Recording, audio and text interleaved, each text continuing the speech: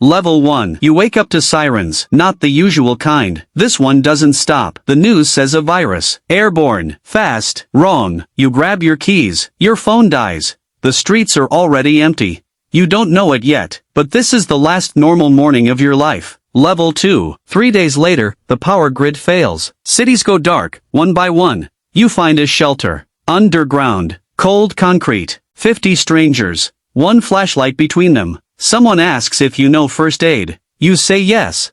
You don't, not really. But tonight, not really is enough. You patch a wound with a torn shirt. The man lives.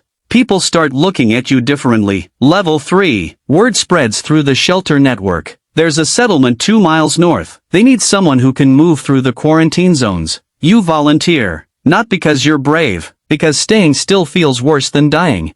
You cross checkpoints that don't exist anymore.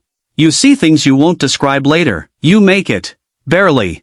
They give you food, water, a working radio, and a warning, the roads get worse from here. Level 4. The next request isn't a walk, it's a run. Convoy escort. Medical supplies. 15 miles through open territory. Raiders control the highway now. You've never held a weapon before this week. Tonight, you learn fast. The convoy makes it. 2 vehicles don't. You carry a stranger's child the last mile on foot. People start calling you by name, not hey you. Your actual name. It feels like a weight, not an honor. Level 5. 6 weeks in, you're not just surviving. You're organizing. You map the safe routes. You train new volunteers. You decide who eats first when supplies run low. That kind of power changes a person. You start sleeping with one eye open. Not from fear of raiders. From fear of what you might become. A rival settlement offers you a trade deal. Medicine for information. You take it. You don't ask what happens to the people the information is about. Level 6. Your name reaches the last standing government outpost. They call it coordination. You call it what it is, control. They give you access to satellite comms, the first working signal in months. You see the bigger picture now. 3 million survivors, 12 strongholds, 1 dying broadcast tower. You're not saving your neighborhood anymore. You're deciding the fate of regions. The weight in your chest never leaves. Level 7. The outpost asks you to lead the final evacuation. Millions of lives. 1 narrow corridor of safety. You have 4 days to move them before the storm systems collapse the region. You barely sleep. You start forgetting people's faces after they're gone. You start forgetting your own reflection. Someone calls you a hero on the radio. You don't feel like one. You feel like the last thing standing between order and silence. Level 8. The evacuation succeeds. 200,000 people reach the safe zone. The broadcast tower crackles with cheers you can barely hear. But success has a price. The rival settlement you traded with turns on the outpost. They want what you built. The routes, the trust, the control. You're not just a survivor anymore. You're a target. Level 9. They come at night. Fire first. Then silence. You lose the radio tower. You lose half your team. You lose the illusion that any of this was ever safe. You run. Alone. For the first time since level 1. In the dark, you realize something. You didn't save civilization. You just delayed its ending, and made yourself the reason people now fight over what's left. Final level. Months later, you're a name whispered in different shelters. Some call you a legend. Some call you a warning. You sit by a dying fire, radio silent in your hand. The world you tried to hold together is still breaking, piece by piece. And somewhere, in a shelter you've never seen, someone is asking the same question you once asked. Does anyone here know first aid? You look at the radio. You know exactly how this cycle starts. You just don't know if you have the strength to answer the call again.